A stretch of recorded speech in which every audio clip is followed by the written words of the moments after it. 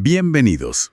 ¿Alguna vez se han topado con una publicación oficial del gobierno y, bueno, se han preguntado qué historias o cambios reales se esconden detrás de ese lenguaje tan formal? Hoy tenemos una oportunidad única. Vamos a explorar juntos extractos del Diario Oficial de Uruguay, el número 31.791, con fecha de hoy mismo, 7 de noviembre de 2025. Y créanme, el contenido es variado. Tenemos desde nuevas normativas que podrían cambiar cómo llegan los electrónicos al país, Ujú. hasta los detalles de una convocatoria laboral muy particular en Maldonado, y una sección que ocupa páginas y páginas, sobre multas de tránsito. Parece que alguien tuvo un día ocupado con el radar, ¿no? Precisamente. El diario oficial, más allá de ser un repositorio legal, actúa como un espejo de la actividad administrativa diaria, ¿viste? Refleja decisiones que impactan desde grandes empresas hasta la vida cotidiana de la gente. Nuestra tarea hoy no es solo leerlo, sino desentrañar el significado y las posibles implicaciones de algunas de estas publicaciones clave. Queremos extraer el conocimiento esencial. Me parece una excelente misión. Entonces, dejemos de lado esa imagen de documento polvoriento y veamos qué información relevante podemos descubrir. Comencemos este análisis detallado. Arranquemos por un tema que tiene potencial de afectar a muchos bolsillos y hábitos de consumo: la importación de tecnología. Hay una nueva resolución general de la Dirección Nacional de Aduanas, la 3312-225. Parece que traer aparatos eléctricos y electrónicos, los AEE, se va a poner un poco más complejo. Así es, esta resolución es, digamos, la pieza que faltaba para poner en práctica un decreto del año pasado, el 2922-2024. Este decreto apuntaba a una gestión más responsable de los residuos que generan estos aparatos, los famosos RAE. El corazón de esta nueva medida está en el artículo 47 de aquel decreto. ¿Y qué nos dice ese artículo? ¿Es algo que debería preocupar a quien esté pensando en comprar el último celular importado o algo así? Bueno, directamente al importador o fabricante local, más que al consumidor final en primera instancia. Lo crucial es que a partir del 18 de noviembre de 2025, estamos hablando de menos de 2 semanas, solo quienes estén inscritos en un registro específico podrán importar o fabricar los aparatos eléctricos y electrónicos de uso general, los AEG. Un momento, un registro. ¿Controlado por quién? Suena más trámite, ¿no? El registro lo maneja la Dirección Nacional de Calidad y Evaluación Ambiental, la DINASEA, que depende del Ministerio de Ambiente. Y no es solo anotarse listo, ¿eh? Para estar en ese registro, las empresas deben tener un plan de gestión de residuos de AEE ya aprobado, o al menos estar adheridas a un plan colectivo existente. Entiendo. O sea, no es solo papeleo por el papeleo. ¿Cuál es el objetivo de fondo? El objetivo es claramente ambiental. La resolución cita la Ley 19.829, que le da herramientas al Poder Ejecutivo para limitar importaciones si es necesario proteger el ambiente. La idea fundamental es aplicar el principio de responsabilidad extendida del productor. Quien introduce un producto electrónico en el mercado uruguayo debe hacerse cargo, de alguna forma, de su gestión al final de su vida útil. Quieren cerrar el ciclo, ¿viste? Tiene lógica desde el punto de vista ecológico, pero ¿cómo se aseguran de que esto se cumpla en la práctica? ¿Cómo funciona ese control? La resolución es bastante detallada en el procedimiento. Aquí es donde se ve la integración entre organismos, ¿no? Antes de que un importador pueda siquiera numerar su declaración de importación, el DUA, que es un paso clave en el trámite aduanero, tiene que figurar en ese registro ambiental de la DINASEA. ¿Y cómo sabe aduanas si el importador está en regla con ambiente? ¿Hay un llamado o un papel? No. Aquí entra la tecnología. El Ministerio de Ambiente informa al Sistema Informático de Aduanas, conocido como Lucía, a través de la Ventanilla Única de Comercio Exterior, la BUCE. Es un cruce de datos automatizado. Cuando el importador presenta el DUA, el sistema Lucía verifica en tiempo real si el RUT de esa empresa está habilitado en el registro de DINASEA. Ah, o sea que... Si no lo está, el trámite simplemente no avanza. Es un control preventivo, integrado al proceso de importación. Vaya, eso sí que es un control directo. El sistema mismo actúa de barrera. Y esto aplica para cualquier cosa que tenga un enchufe o batería. No exactamente. La resolución especifica que aplica a ciertas posiciones arancelarias que están listadas en un anexo. No tenemos el anexo completo aquí, pero define el alcance preciso. Y un punto muy relevante, El propio Ministerio de Ambiente solicitó que, por ahora, el control sobre aparatos usados quede suspendido. Aparatos usados. ¿Por qué? Bueno, la resolución no lo detalla, pero quizás sea por la complejidad de controlar ese flujo o una decisión de implementación gradual. La medida arranca enfocada en los aparatos nuevos de uso general, los AEG. Interesante esa distinción. Entonces, el impacto inmediato recae sobre importadores y fabricantes de productos nuevos. Y si alguien intenta saltarse la norma o simplemente no cumple, hay consecuencias reales. Definitivamente. La resolución lo advierte claramente. El incumplimiento puede acarrear sanciones en varios frentes: administrativas, tributarias, aduaneras e incluso penales si la situación lo amerita. No es una sugerencia, es una obligación, con mecanismos de control y penalización. Aquí es donde la cosa se pone más tangible para todos, ¿no? Si se complica importar, si hay nuevos costos asociados a la gestión de residuos, podríamos ver un impacto en los precios finales de los electrónicos o incluso en la variedad disponible en el mercado. Es una pregunta muy pertinente y será clave observar qué sucede. Teóricamente, sí, los nuevos costos de gestión ambiental y administrativos podrían trasladarse, al menos parcialmente, al consumidor. También podría incentivar a los importadores a elegir productos de marcas que ya tengan sistemas de gestión de residuos globales o que sean más fáciles de reciclar. Podría a mediano plazo influir en la oferta. Claro. El principal takeaway aquí es que Uruguay está integrando la responsabilidad ambiental de forma muy concreta en su cadena de suministro de electrónicos. Es una movida regulatoria significativa. Sin duda, un tema para seguir de cerca. Ahora, cambiemos de registro completamente. De las aduanas y el comercio exterior, nos vamos a la administración local, concretamente a Maldonado. La Intendencia Departamental publicó la Resolución 998-920-2025. Están buscando cubrir cargos administrativos del grado A02, pero el llamado tiene una característica muy llamativa. Muy llamativa, sí. No es un llamado abierto a todo el público como uno podría esperar para un puesto de entrada en la administración. Está dirigido exclusivamente a personas que tuvieron la condición de becarios o pasantes en la propia Intendencia durante un periodo específico, entre el 1 de enero de 2021 y el 9 de julio de 2025.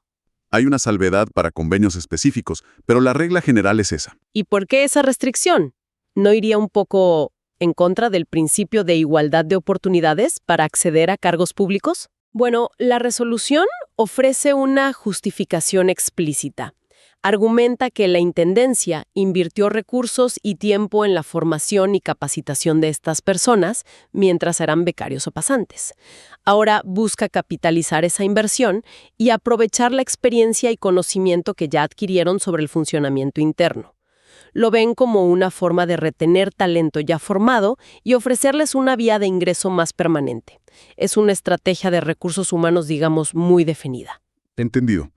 Es una apuesta por la continuidad y por valorar la experiencia previa dentro de la misma casa. Ahora, ¿el hecho de haber sido pasante te garantiza el puesto o hay un proceso de selección real? No, para nada automático. Tienen que concursar. El proceso se divide en dos grandes componentes. Primero, los antecedentes, que pueden sumar hasta 60 puntos. Esto se basa en la evaluación del desempeño que tuvieron como becarios o pasantes, registrada en un formulario que completa el área donde trabajaron. Básicamente se evalúa cómo les fue en esa experiencia previa. ¿Y la segunda parte?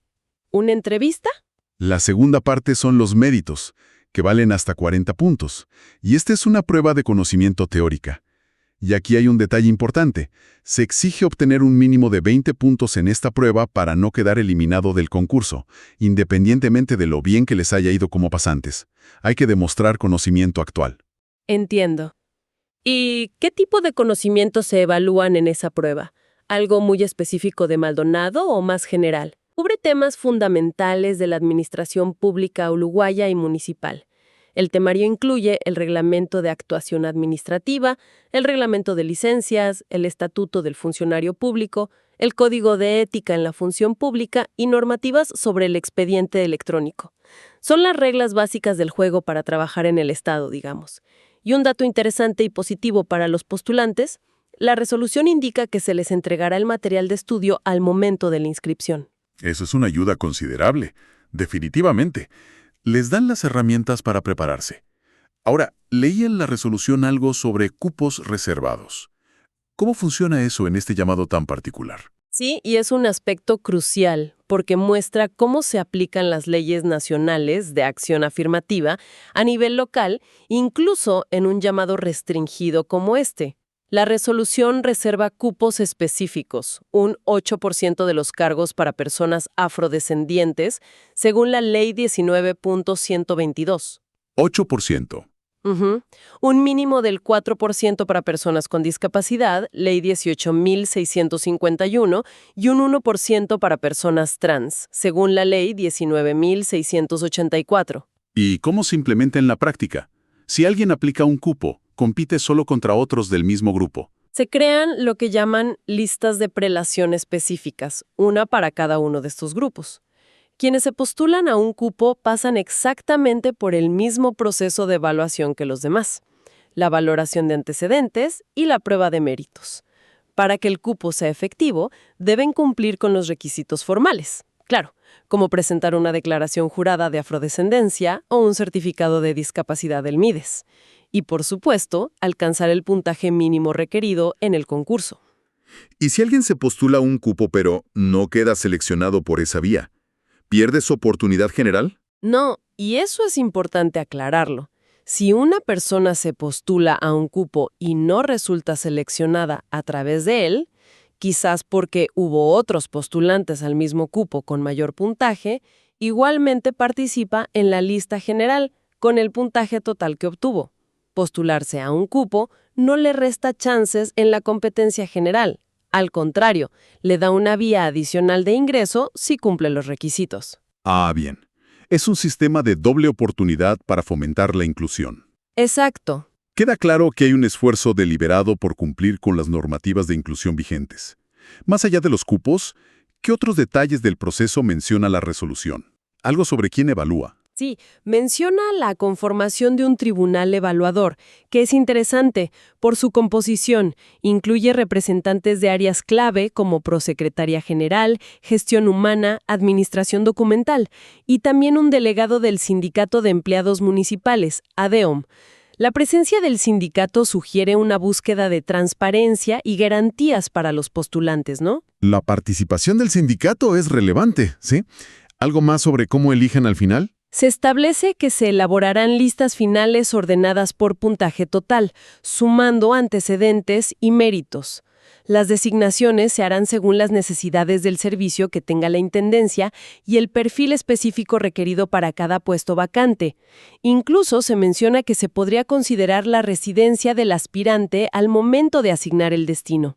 Tiene lógica. Y por supuesto, se aclara que el sueldo corresponde al grado A02 del escalafón administrativo, que podríamos describir como una categoría de ingreso o base en la carrera administrativa. Bien, entonces el takeaway de este segmento sería que Maldonado está implementando una estrategia de contratación bastante específica. Prioriza la retención de talento en el que ya invirtió, estos exbecarios y pasantes, para cargos administrativos de base, pero lo hace dentro de un marco formal de concurso y aplicando rigurosamente las leyes nacionales de inclusión a través de cupos. Es un caso interesante de gestión de recursos humanos en el sector público local. Exacto, es un buen ejemplo. Ahora, preparemos la vista porque pasamos a una sección que, literalmente, domina una parte considerable del diario oficial de hoy, las notificaciones oficiales, y en particular una avalancha de multas de tránsito. Son páginas y páginas con listados de matrículas de vehículos. ¡Impresionante! Es una de las funciones esenciales, aunque menos glamurosas, del diario oficial. Actuar como medio de notificación fehaciente cuando no es posible localizar al interesado o entregarle la notificación personalmente. Es el último recurso legal para que la administración cumpla con el requisito de informar al ciudadano, ¿verdad? Y hoy vemos una cantidad, impresionante de avisos provenientes de varias intendencias: Montevideo, Maldonado, Canelones, Lavalleja y también de la Policía Caminera Nacional. ¿Y qué tipo de infracciones vemos en estas listas? Me llamó la atención la cantidad relacionada con la velocidad. Muchísimas. El exceso de velocidad es un protagonista claro. Aparecen distintas categorías. Excesos hasta 20 km por h por encima del límite, entre 21 km por h y 30 km por h y más de 30 km por h. Incluso en Maldonado se detalla una categoría curiosa. Entre 31 kilómetros por H y el doble 1, que parece tener una sanción específica y más severa. Pero no es solo velocidad, ¿eh? No, claro. Vi de todo un poco. Exacto. Hay notificaciones por no respetar la luz roja del semáforo, por estacionar en lugares prohibidos o zonas tarifadas sin pagar el ticket o con el tiempo vencido.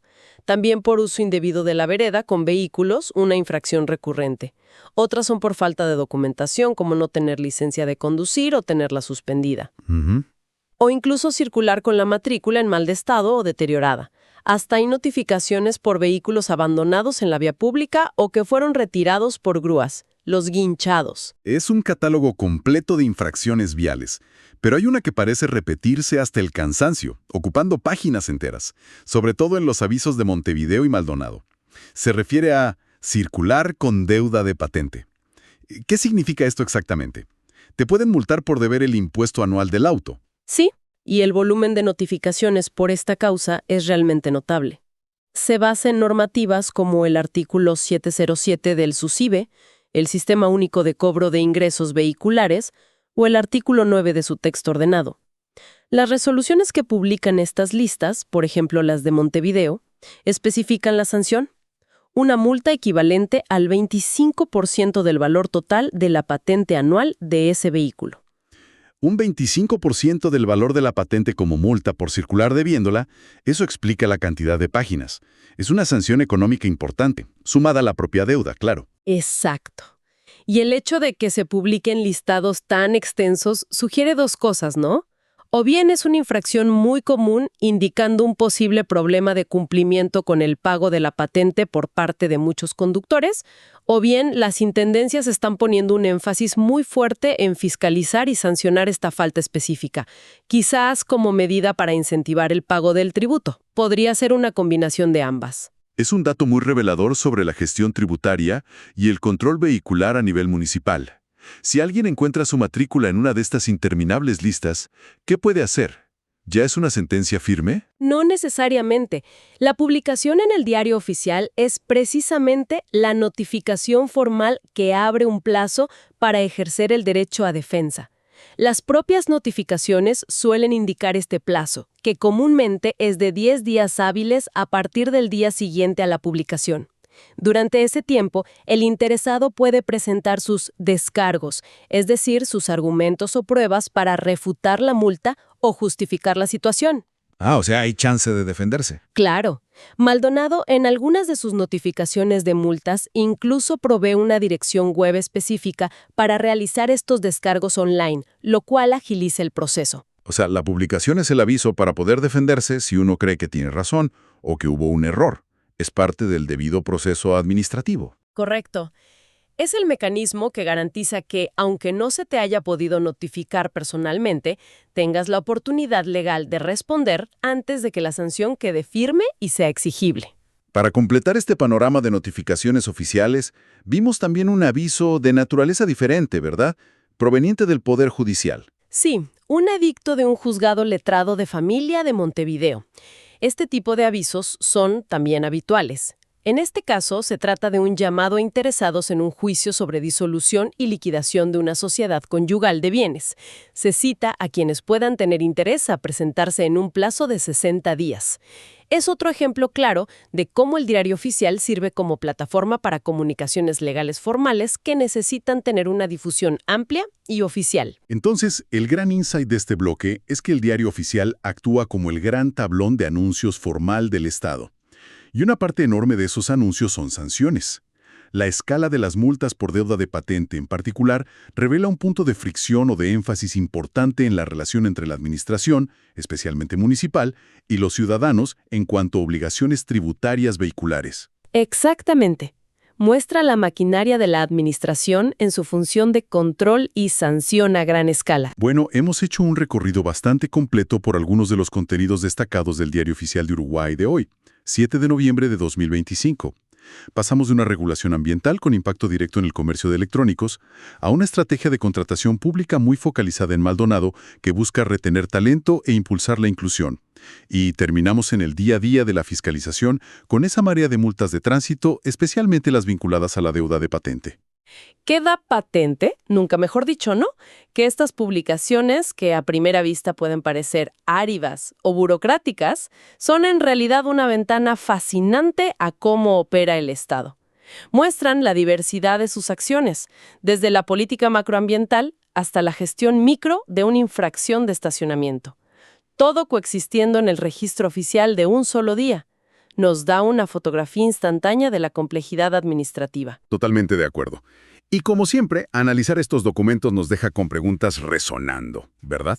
Sin duda, más allá de entender el qué y el por qué de estas resoluciones y notificaciones, surge la pregunta por el cómo impactan en la realidad y qué tan efectivas son. Por ejemplo, ¿esa nueva regulación sobre residuos electrónicos logrará realmente impulsar un cambio significativo en las prácticas de reciclaje y gestión en Uruguay? ¿O se convertirá en un obstáculo burocrático más? Buena pregunta. En Maldonado, ¿cómo influirán realmente esos cupos en la composición de la fuerza laboral municipal a largo plazo? ¿Se logrará el objetivo de retener talento formado? Y con respecto a las multas por deuda de patente, ¿cuál es su tasa real de cobro? ¿Funcionan como un disuasivo efectivo o son parte de un ciclo de deuda y sanción difícil de romper para algunos ciudadanos? Son las preguntas que quedan picando, ¿no? Excelentes preguntas para la reflexión. Son las que nos invitan a mirar más allá del texto legal y pensar en sus consecuencias prácticas y sociales. Este fue nuestro análisis de hoy, extrayendo conocimiento clave de las páginas del Diario Oficial Uruguayo. Gracias por acompañarnos en esta exploración. Hasta la próxima.